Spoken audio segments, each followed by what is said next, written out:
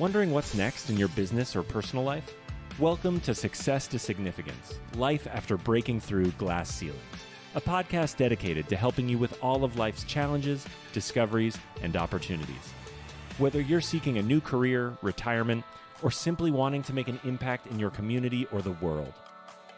Join Jen Du Plessis and her guests as they explore how to start, what to do when you're in the thick of a change or growth, and how to leave a mark in this world after breaking through your next achievement. You are moments away from the aha you've been seeking. Hey there, and welcome back to this episode. I am so delighted to have you here today. I'm your host, Jen Du Plessis, and I want to thank you, as I always do, for taking time out of your busy day to listen into this podcast, whether you're listening at half speed because I talk so fast, or whether you're listening at triple speed because you don't want to listen to everything I have to say. I appreciate you taking time out of your day. And I want to remind everybody, click on the links below. We have lots of goodies that our guests give and lots of giveaways and lots of events that are coming up, retreats, and you name it, it's happening. And don't forget to subscribe to our YouTube channel. Doesn't take anything but a click of your wrist, click of your thumb, and there you go. So I just want to say thank you so much. And today I want to invite our guest, Jannette Anderson, to our show. Jannette, welcome to the show. Thank you. I'm super happy to be here because I love hanging out with you, Jen. You are the ball of inspiration. Thank you. Thank you.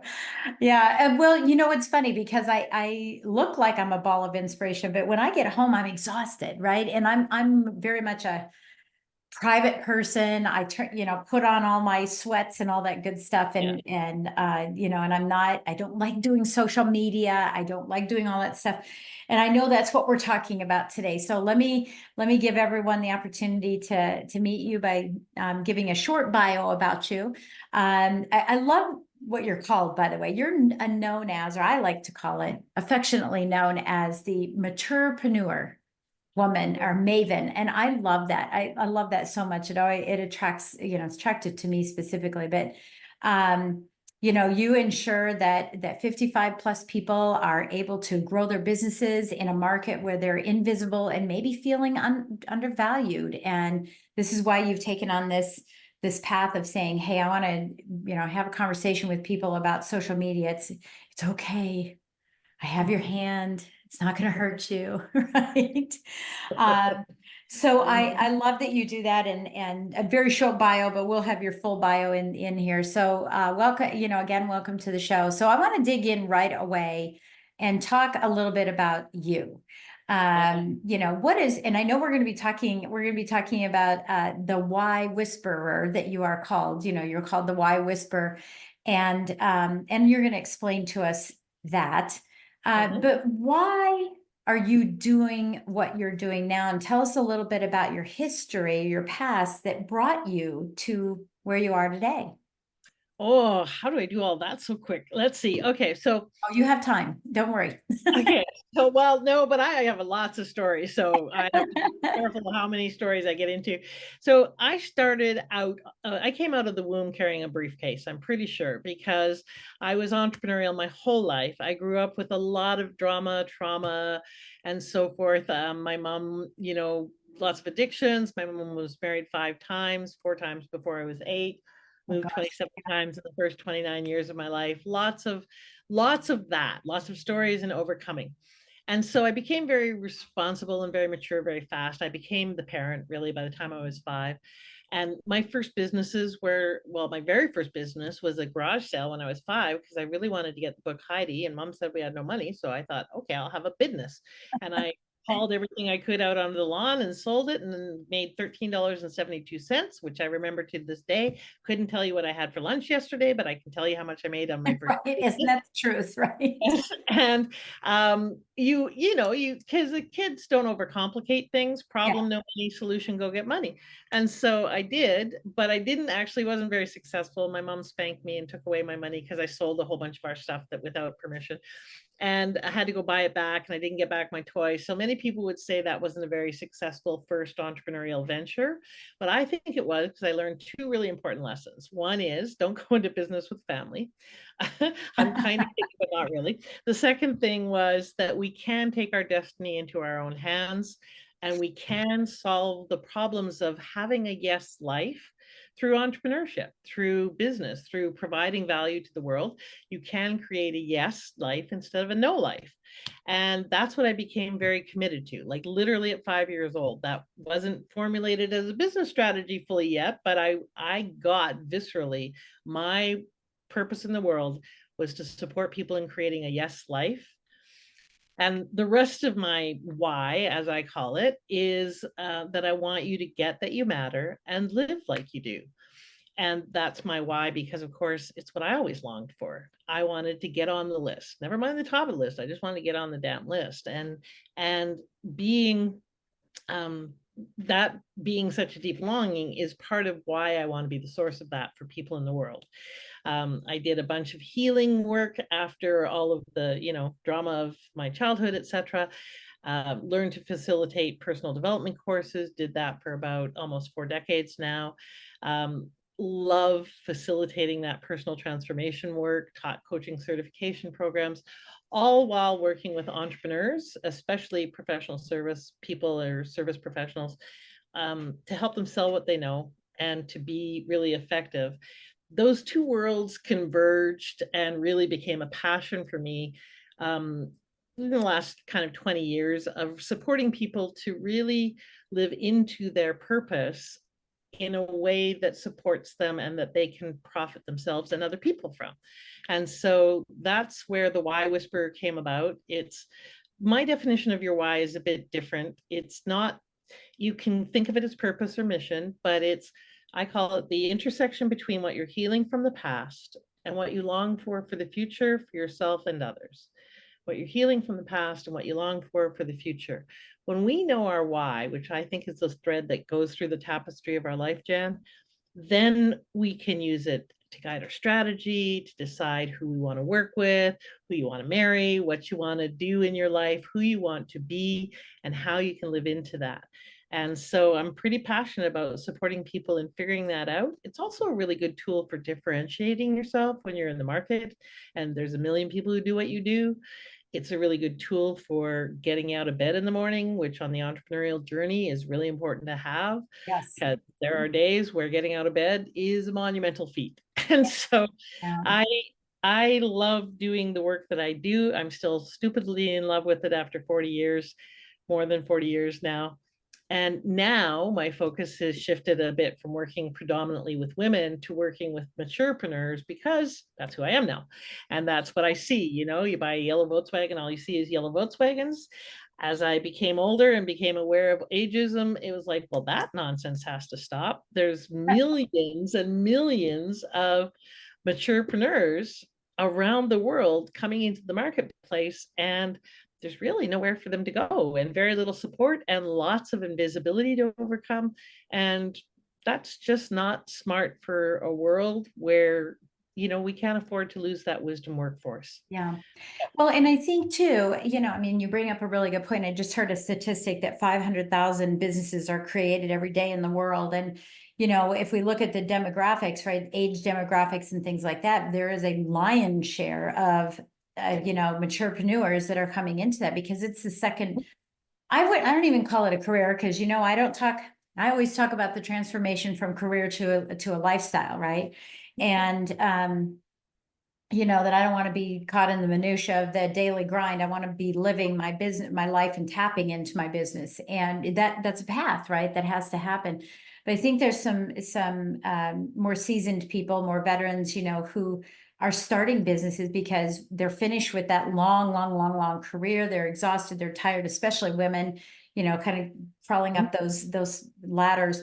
They're exhausted and they're tired, but they're not done yet. And I love one of the things that you say is, too fired up to retire, right? Too far. Isn't that what you say? Too fired up to be retired.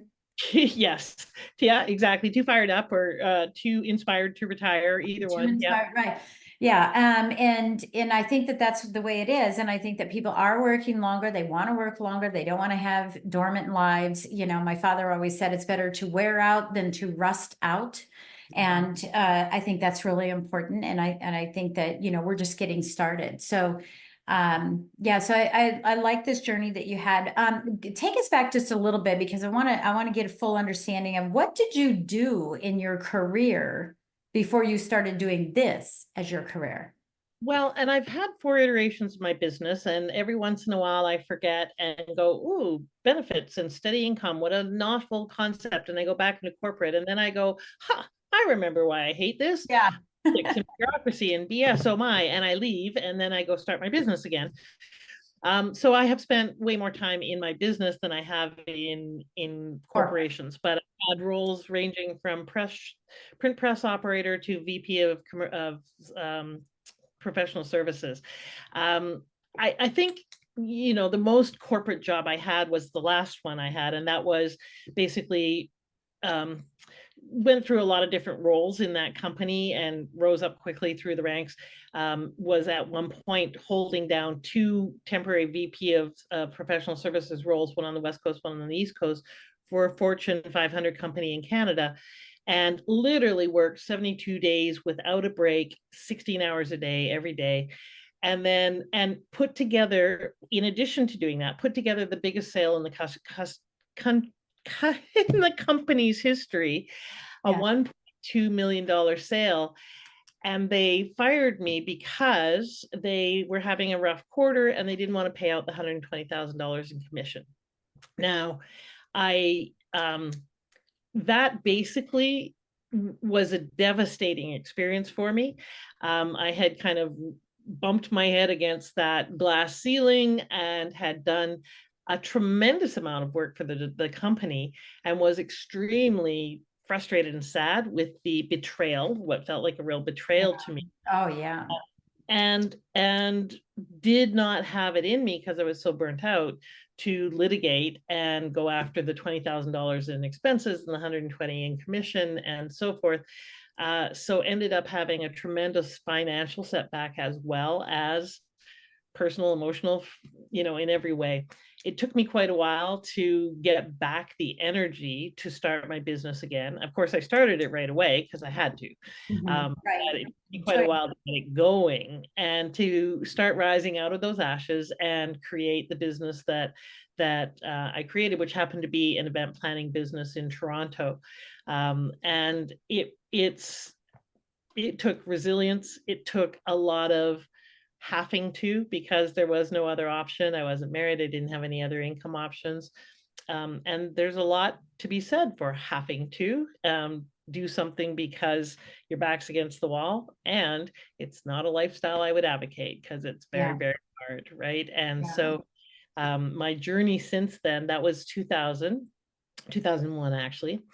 I was permanently cured of working in corporate from that point forward, and have been really, passionately on my path of building this business since then, and really inspired about the process and the journey. Learned lots of lessons, and I can give you both the victim and the accountable version of that story. The accountable version was, I knew they had a history of firing people in order to save money when they were struggling, etc. And I didn't do anything to stave it off, even though I could have. So there's always 2 sides to every story. But what I really did was, the breakthrough after that was A, 100% clear on my path. B, a lot more resilient once I healed the burnout and the depression, really, just the real sadness of it all. And 3, came back really strongly committed to, now what? Who am I if I'm not that? And getting really strong and powerful at reinvention, which is a big part of the work that I've been doing ever since then, is helping people reinvent. And I think that, sales professionals, business owners, entrepreneurs, they all go through the now what, and, taking the next step and getting through the ups and downs and, all arounds about business, because, most people who have not been an entrepreneur think that entrepreneurs are, first, they're crazy. 2 is that, they go straight up, and they don't go straight up. And just like in corporate America, you don't always go straight up and get promotions. You have demotions, you have to make lateral moves, which is a demotion. you know, we have to recognize that that's what happens, and, you know, just the ability to come over it. I love the word resilience. I was just talking to someone a few minutes ago and I said, you know, they said, what's a word, you know, that really explains you? And I said, resilient, you know, that really is a great word. Okay, so, you know, so you have this passion for this, and so let's talk about it, and it's a different why. You know, you help people with information-based marketing, and a lot of people don't really even understand what that is, but how does that tie into this passion you have for helping people? You don't want, is it that you don't want people to go through what you went through? Is it that you don't want them to have the ups and downs? Give us, it's not really so much about that why, is, you know, how did you make that transition into, you know, because I would think you'd be doing healing work, or, you know, breakthroughs or whatever, but this is very tangible. This is, hey, let's do some information-based marketing. So help us understand that, and then tell us what it is. Tell us what information-based marketing is. All right. So my the way I brought my two loves together, that internal work, the facilitating the personal transformation, doing the coaching certification programs, and the external work of business startup and turnaround, predominantly marketing, sales, and strategy.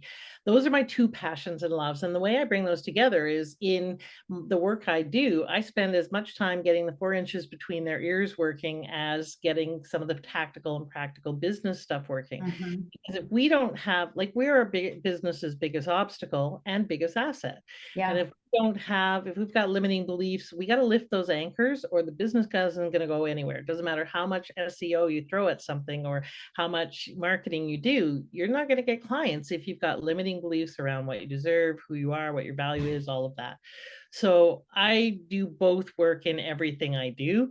It's how I roll. I think it's not a party till someone's crying. And basically, I do a lot of the internal work and processing as I support them with the business. But we also got to do the practical, tactical things. And a big part of working, especially with women, but with any professional who wants to be seen and heard and grow their business, they have to be seen and heard. We compete in a global world now. And like, if you're a coach, or if you're a real estate agent, or if you're a chiropractor, you may have demographic reach and influence, but you also compete on a global marketplace. And one of the ways that works the best to rise above the noise, because if you advertise, you're essentially just being a commodity. They're comparing you to the next person who's advertising to the next person. And why would I put one or the other, right? And so what information-based marketing does is it allows you to educate your audience. It allows you to get your perspective and your point of view across. It allows you to add value so that they feel like you've actually contributed to them before they've even met you. And that makes you an ally rather than just another pitcher, another vendor, another commodity provider. And so whatever your profession is, if you can educate clients, they automatically, you are now an ally. And so that's why that approach to marketing works. It was very popular long time ago, and has kind of gone out of fashion a little bit as people are inundated with things. But truly, people never want to stop learning. And if they are looking for a solution, they really want a way to be able to figure out, how do I make this decision? Because that's one of the biggest, scariest things, is how do I choose if I'm buying a car? How do I choose which vehicle to go with? If I'm buying a coach, how do I decide which is the best coach for me? Information-based marketing can do a lot to help them with that decision. And the thing that I actually really advocate that everybody needs is a decision-based marketing piece that helps them to specifically choose what you do and give them a criteria for that. So for instance, I have an ebook on how to choose the right business coach for you. Because if they're looking for a business coach and they get this ebook and it gives them a criteria, now they have a filter to be able to make a really important, very sometimes expensive decision. And that makes me their ally. And by the way, guess what? I've also given them a filter that supports my positioning. It's objective. It is questions you should ask every coach, but it positions me really favorably. Yeah. Well, and so really what you're talking about is just the difference between a decision tree, right? Because that's what you're doing, is moving people through that roadmap of making a decision. If this, then this, why that. So a decision tree, as opposed to an emotional knee-jerk reaction, to buy a shiny object. Yes. The Yeah. decision tree that comes in with it. And that information-based marketing helps people make that decision because it's part of that process. Yeah, okay, so I love that. So, and for you, that helps you, but it also helps, people that you're serving as well. And especially when everything's coming at us, like right now on Facebook, all I'm doing is getting puppy dog videos. Apparently I've gotten too much into puppy dog videos, and now that's all I'm seeing, which I'm going, okay, stop. I don't want to see those anymore. And I'm getting a little bit of, I'm getting inundated with all of this and saying, now I'm going to back off from the whole thing. But so let's bring this down to, so that's philosophical, all that's, very philosophical. Let's bring this down to the actual implementation of it for those that are listening here and saying, okay, I've got a business, I have a product, I have a service, I have something that I am selling.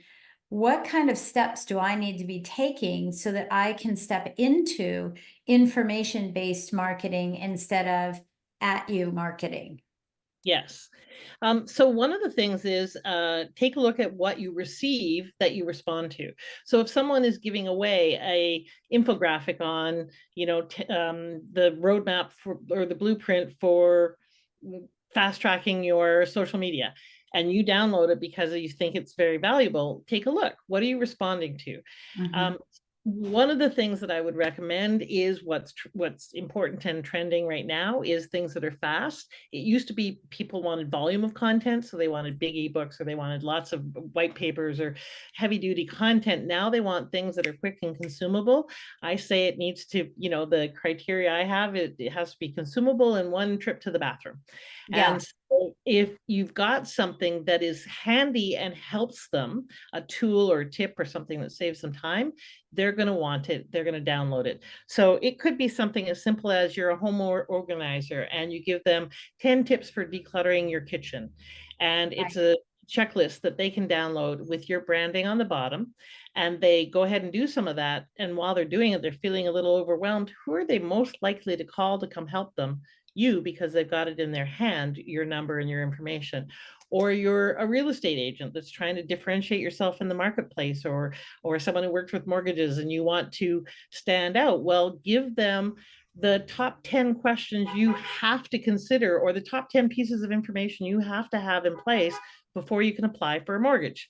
Sorry Yeah. about thinking. And all that's out there, it's already out there, that kind of stuff, 18 mistakes this and 25 things you should do before you, choose a partner in life. And, like all of that's out there. So what makes it different? I mean, what are you suggesting? Because the first thing I'm thinking of is I'm not going to paper, although might say, if you want the full list, go ahead and click here, or IM me, or go to this website and pick it up. That way, someone, you're doing some lead capture. But I'm almost hesitant to do that kind of thing because it's just fallen on deaf ears as well. And people download them and forget where they downloaded them, don't print them, this, that, and the other. Yes. As opposed to saying, hey, everybody, I'm going to do a video. And instead of a long video, I'm going to do a short video, right? I'm going to tell, I'm here to tell you about the 15 mistakes that you make when you're putting in a door. Yeah. And, Yeah. Exactly. and today I'm going to talk about number 2. Yeah. And so video content is converting very well, of course, but video is not for everyone. Some people don't want to come in front of the camera. They want to be behind the camera. So written stuff can work better. It needs to be something quick and easy. Don't give them 97 steps because that's too daunting. Give Right, them 3. right. And what I would suggest is that what it does is a few things. One, you mentioned opting in. So with a lead magnet, the benefit of it is that they get on your list, your mailing list. Mhm. Once they're on your mailing list, that's the first step. The second step is that you then nurture that relationship. What does that mean? You send them emails, you invite them to a next step with you, you invite them to something where they can get to know you better. The point of all of this is for you to fast track the know, like, trust. Yeah. And you need to have them get a sense of you know you, add value, and then continue to add value until they reach out and connect with you. And the whole point of this is for you to actually connect with them so that you can say, here's how I can help you. What do you need? Here's how I can support you with that. And so it builds your list. It gives you the ability to have influence, because influence is your ability to reach out and actually connect with people and invite them further into your world and into your funnel, is what we call it in marketing.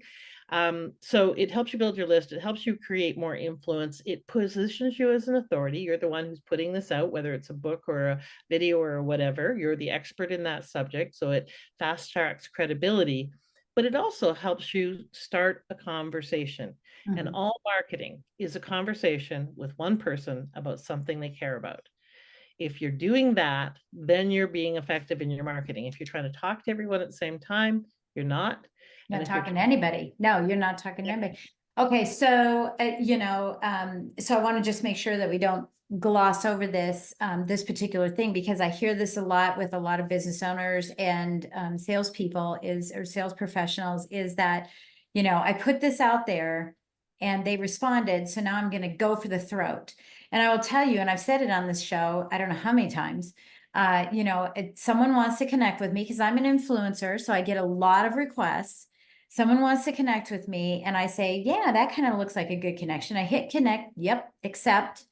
And 2 seconds later, I have an IM that says, I've looked at your website and I would like to help you get more of this, that, and the other. You don't know my problem. You don't know my ailment. You're shoving pills down my throat.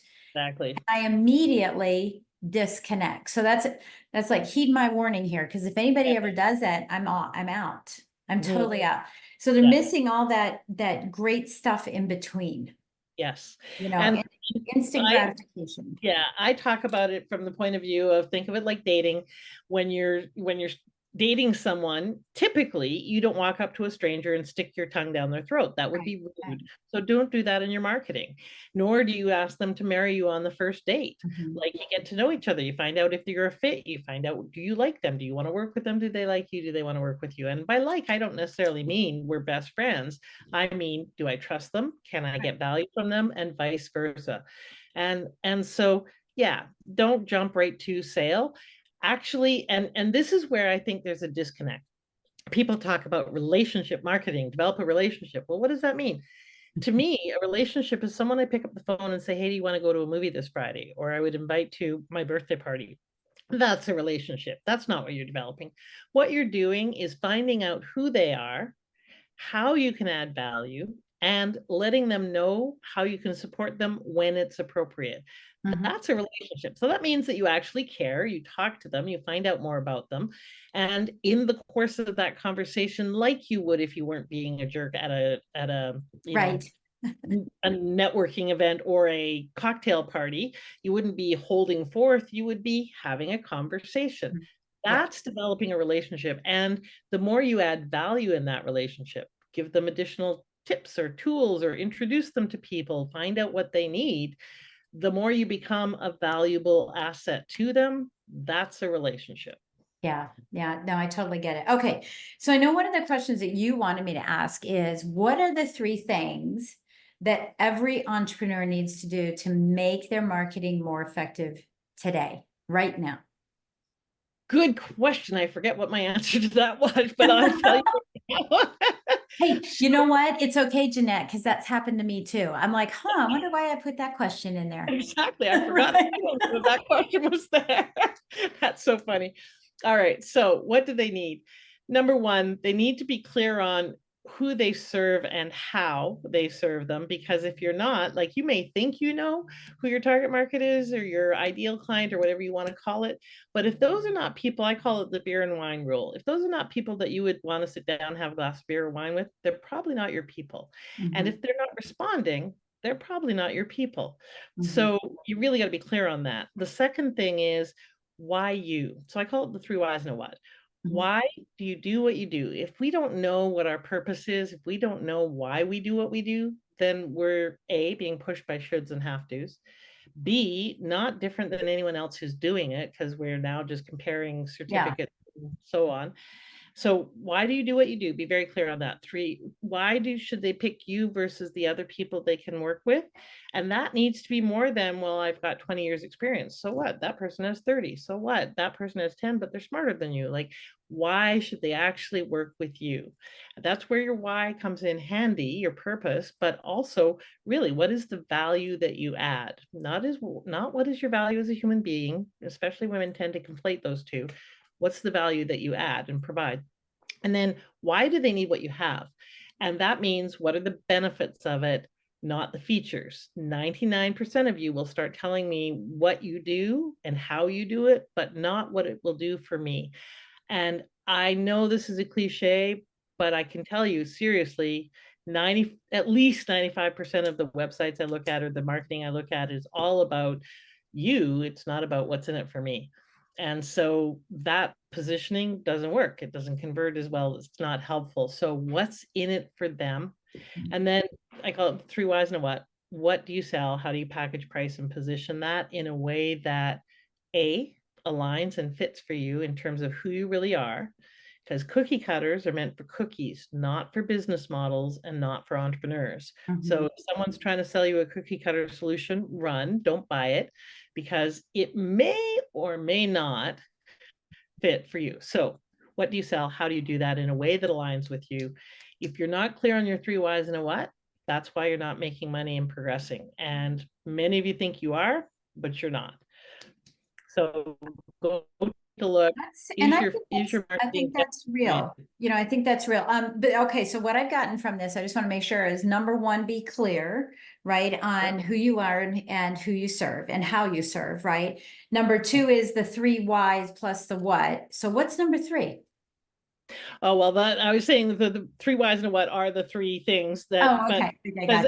and the third one, though, if we did it that way, the be clear and have your 3 whys and a what organized. The third one is, what support do you need to actually go out there and take the action that you need?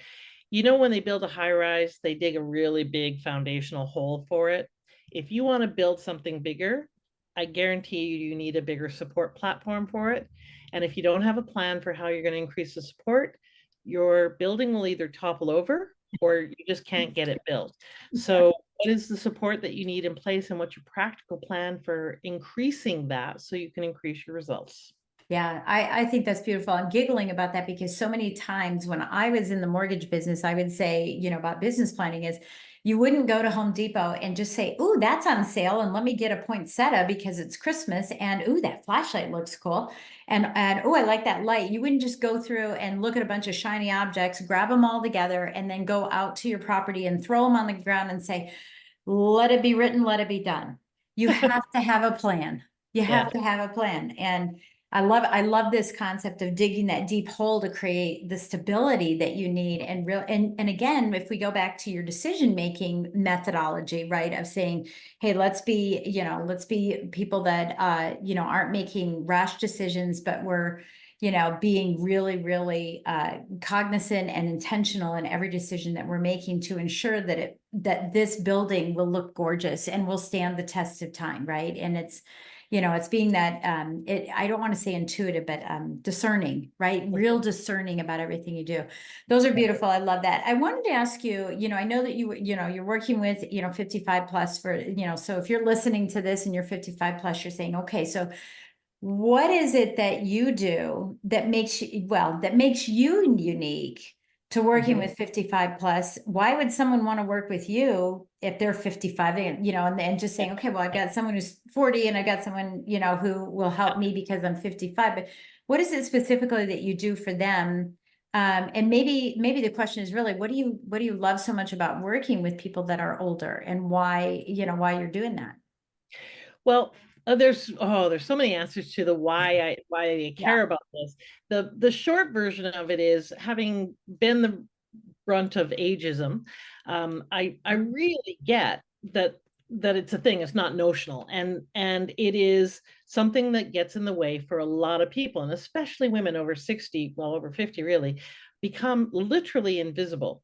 And I think that, yeah, exactly. And you're not an invisible woman, but I'm over 60 now. Yeah. Yes. And there are still times when even those of us who are not invisible are still overlooked and still not seen. And it's like, that's a thing. How do we not have that be a thing? So part of it is cause, part of it is this is the biggest cohort to come into the world, in the business world, ever in history in terms of new entrepreneurs. There's millions and millions of boomers and Gen Xers who are now starting businesses. So that 500,000 a day number is going to go way up. And there's very little support for them. So from a really practical point of view, I got you. I'm here. I've been doing this for 40 years. I've got you. And I know what you need to do to actually make that transition and that leap. The third reason is I am the poster child for this. I'm 64 and hashtag not done by a long shot. And the people I talk to who are in their 60s, 70s, 80s, and even 90s, who are too inspired to retire, or who can't afford to retire, or both, which is most of those people are both, those people inspire the heck out of me. And so I am really motivated to support them in getting that out into the world, whatever the difference they want to make in philanthropy, in thought leadership, in business, in whatever way. So, that's why I have the podcast. That's why I'm creating events, etc., for them, because there isn't a place for them to be and belong yet. There's lots of stuff for people who are retiring, but very little for those who are refiring. Yeah. And Oh, I love that. Don't retire, refire. Exactly.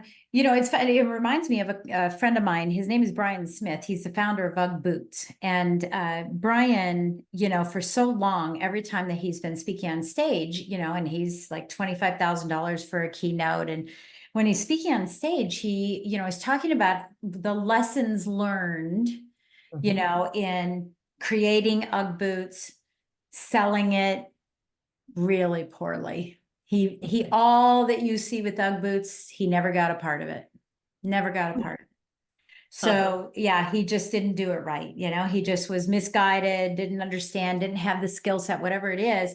And he tells this story about how he had to reinvent himself and recreate and figure out. And recently he was at an event speaking with me. We were both speaking at the event, and he said, hey Jen, I want to run this by you, because he's been on this podcast as well. He said, I want to run this by you. He goes, what do you think of this new topic that I'm talking about? And it's really interesting because he's really just reinvented himself, and now he's not taking as many speaking gigs just for money to talk about UGG boots. But he's now saying, listen to this other message I have, because I have this. Well, I always say in our lives, we learn, we earn, and then we want to return. And he's past the learn and earn, and he's now in the stage of, I want to give back. I want to return back, and I want to share all the wisdom, that I have. And I saw a meme not too long ago that said, by the time you're old enough to have the wisdom to share with everyone, you can't remember what it is. Well, that's kind of true, but not really for a lot of people. I know it is, and it's very cute. But that's what he's doing, is giving back, and I think that's probably what makes you, fired up, is just seeing, all the wisdom that comes with an entrepreneurship. And listen, if you're listening and you're a young entrepreneur, go find a mentor who is an older entrepreneur, because they have so much more wisdom and they can get you there faster. Yes, absolutely. And I think that there is, I love your, I wrote it down, the learn, earn, return. I think the other thing that we're returning, though, is I think a lot of the initial part of life comes from shoulds and have tos and obligations, and I need to provide for a family, and on, and all of those expectations. When we get to this age, it's a choose to get to life. And yes, we still may have the need to earn income and so forth, but it still comes from more of a space of choose to get to. And I think that there is so much freedom in that, but also room for innovation, for recreation, and for returning that value to the world. So it's a powerful, powerful place to be. And it's a powerful place to be for people who don't think they have any power anymore. And so that's what I want to really remind people of, is there's tons of power available when we actually wake up to the fact that the world is changing and changing a lot. We used to retire at 65 and be dead 5 years later. Now, I was talking to a woman at 68. She said, I only want to work hard for another 10 years and then I'll start to slow down. Right. The new sensibility. And we Yeah. have to get used to the fact that most of us are going to live 30, 40 years past retirement. Yeah. And, we want our money to live with us, and, right. We don't want And to most be in people those. don't have enough for No, that. they don't. And that's why they have to work, right? So Yeah. they're still in the haves. My uncle just passed away, the one who called me Jenny, who ain't got a penny, right after you and I got off the marketers cruise, this year. And, he passed away at 90. He worked until about a year and a half ago, and his purpose was gone. Mhm. His purpose was gone. And I said, and he said, if my body didn't give out physically, his shoulder was hurting, he fell a couple times, but he's like, if my body didn't give out, I would have still been working. Mhm. And, and so what we have to do is that we're talking about everything in our mind here, but we have to remember to keep track of what's going on physically with us too, because our minds may continue to live, past 100. Gosh, my grandbaby who was just born 10 months ago, he's expected to live to be 130 or something. And, our minds may be able to get us there, but physically we won't, or physically we can, and our minds are sharp. So we need to be really careful about both, at early ages, because man, does it sneak up. It's like, whoa, if you had stopped doing that 15 years ago, you wouldn't be where you're at here. Yes. And so we do have to remember that. So Jannette, the last question I want to ask you, well, there's a couple quickie little things, but the last question I want to ask you is, what's next for you? Mm. I'm going to reverse coach you. Yeah, I am super excited about becoming the poster child for this movement. And it actually is a movement of awareness around the fact that society is changing.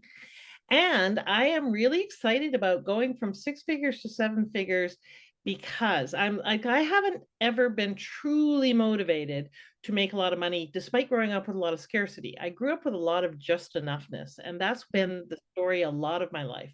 Just enough, just and live a story life. That's been my primary focus. And I have tremendous stories, 36 countries and counting, lots of experiences that are bucket list experiences. And so that for me was the abundance of life. It still is. And I want to go from 6 figures to 7 figures in 18 to 24 months, from the age of 63 to 65, because there are so many people who believe it's too late. They're in that position where they can't afford to retire, and they're in a tremendous amount of despair and fear that I can't be okay. And so they leave, they check out, they do all sorts of things.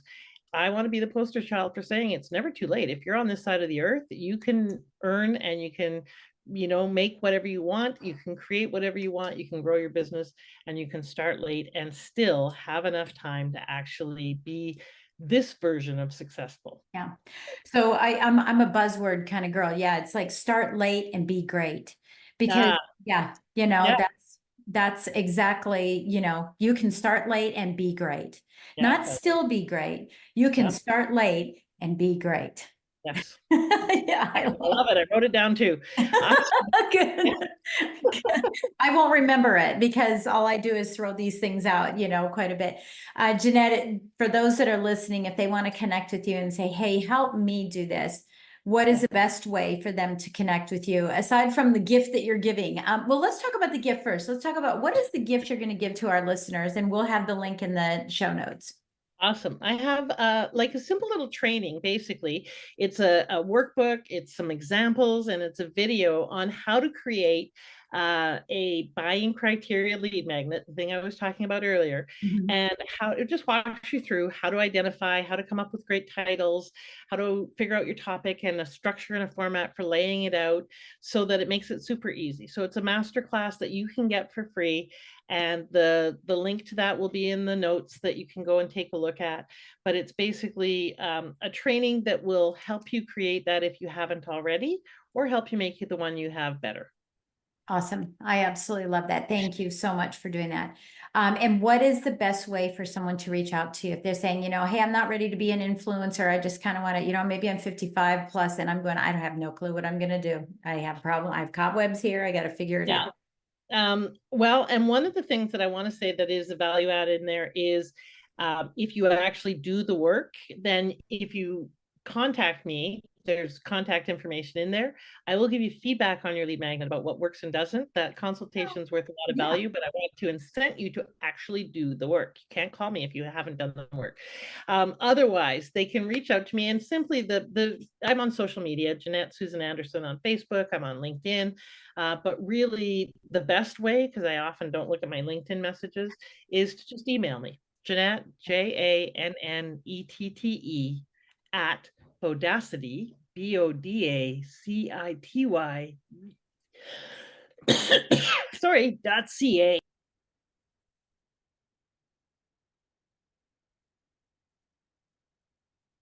Sorry, got me all choked up there. I always say I'm choking on my own spit. That's exactly. Look, there's no pull. I don't pull any punches about anything. I just flat out say what it is. Okay, well, we'll have the link in there. Don't worry about it. Don't worry about that. We'll have the link in there so that everybody, can get that information and contact you if that's what they choose to do. So thank you so much, Jannette, for giving us all this wonderful wisdom today, from a worldly woman.